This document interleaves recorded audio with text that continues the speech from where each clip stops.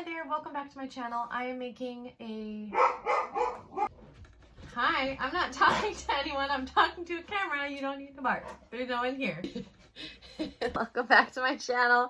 I'm going to be teaching you how to make a granny square today. So if you don't know how to make a granny square with crochet, I am going to teach you not only how to make one, but the abbreviations that go with it so that you can read a pattern or learn to read a pattern. So that's my goal for you.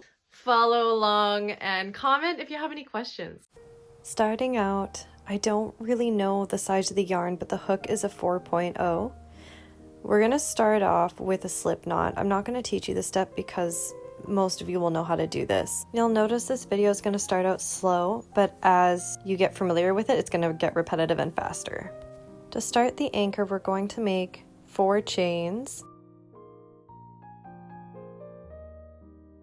And then we're going to single crochet in the last chain from the hook, so closest to the knot. Just 1 single crochet in that. You want to make sure your work looks like this. You want to loop in the middle because that's what you're going to be working into. So we're going to chain 3, and then the next step, you're going to single crochet inside that hole. Wrap around again. At this point, you should have 2 loops. Now you're going to single crochet 2 into that middle round. Now the 3 chains we just did count as a loop, so that counts as 3 single crochets into the loop. The next step, you're going to chain 2, and what we're doing right now is we're making the corner, and then we're going to single crochet 3 again into the middle round to make that first corner of the square.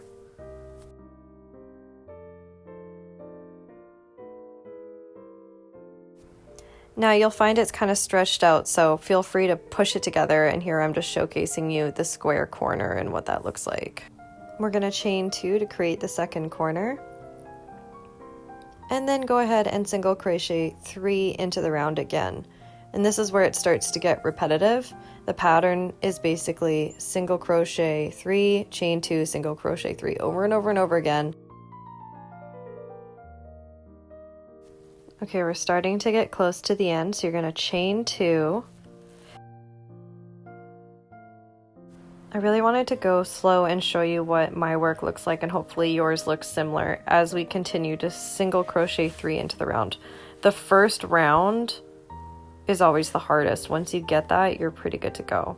And now that we're at the end, we're going to chain 2, and we're going to single crochet. We're going to count 3 from the bottom, 1, 2, 3, and then we're going to slip stitch into the top loop.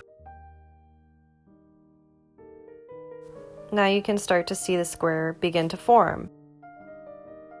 You can use the tail in the back. If you pull that, it will tighten the center loop. It just makes it look a little bit more uniform as you continue. Now you've done your first round. Congratulations. Hopefully it looks like mine.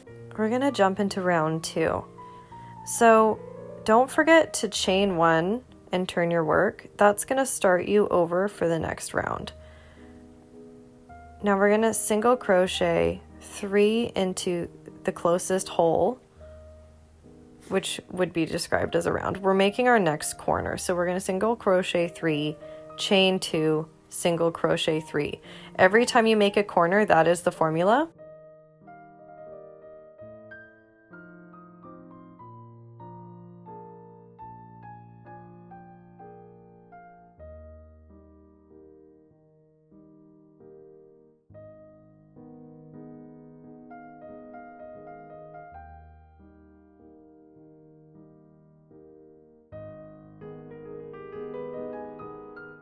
Now we're going to stop here and admire our corner, and just kidding, we're going to continue and chain 2.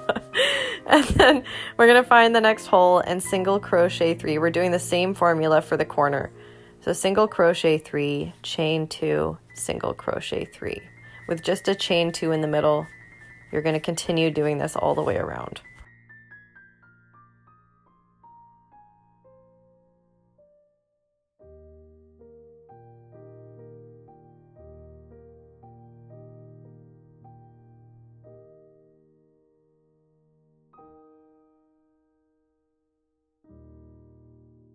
And we're back for another corner. Single crochet 3, chain 2, single crochet 3. I'm going to dip out, let you continue watching until we get to the end of this row, because it's at this point it should be pretty self-explanatory. I don't think I need to narrate every time an abbreviation comes on the screen because it's repeating. We're doing this over and over. I do want to apologize for my camera angles. I had my tripod set up and then I was trying to crochet looking around the camera, so I can't always tell when it gets blurry or when my hands go slightly over to the wrong side. I keep trying to bring it back center, but I'm not a professional. I'm filming this on my phone. I'm doing my best, okay?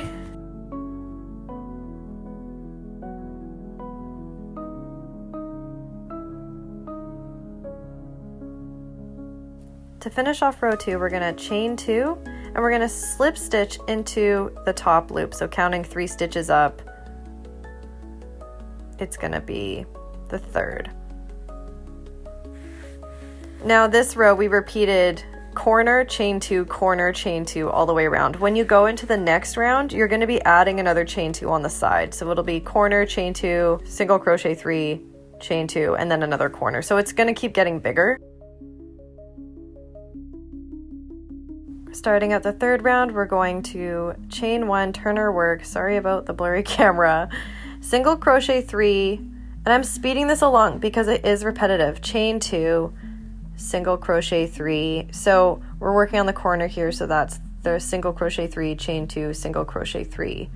So anytime you come to a previous 3 crochets, that's when you chain. So you chain over where there's knitting, and then where there's a hole, you're going to single crochet 3. So if you keep that in the back of your mind, then you can never be stuck or lost. And you're just going to keep doing this all the way around forever and ever until you get to the right size. I don't usually make granny squares myself because I don't know if it's the way I'm holding the yarn or the tension or what, but they always end up warped. And I see these people making these gorgeous big blankets where they just keep going around and around and around and around. I can't do that. They end up they look like a diamond by the time I'm done. So you can get the work wet and then like put it on a board with nails so it dries flat. That'll work. I just don't. I make other patterns. So this is how you make a granny square. See, you can see me adjusting it as I go to make sure it stays flat. I think it's just one of those things that the more you practice it, the better you get at it. And I just gave up before I could really get good at it. Please let me know if this video was too fast for you. I am more than happy to go back to basics and show you how to do a slip knot if you don't know how to do that, or if you've made it this far and you don't know how to do that. Good for you. Thanks for being here. But yeah, please let me know if you guys have any questions. We're just finishing off the last row that I'm going to show you with our little slip stitch. So yeah, that's where we have it so far, and I wish you guys luck. I think I did one more row after this. I just did it off camera because it's very repetitive. So I'll show you as it gets bigger what it's going to look like. But you just keep going around and around and around. So mine's starting to diamond, so I'm going to stop here. Thank you guys for joining me. Good luck. I wish you all the best. Happy whatever day it is for you when you're watching this. You're such a good boy. I want to add Buddy to more of my videos because he's not doing super well and we don't know how much longer we have him for. So you're going to see more of this face. He's such a good boy.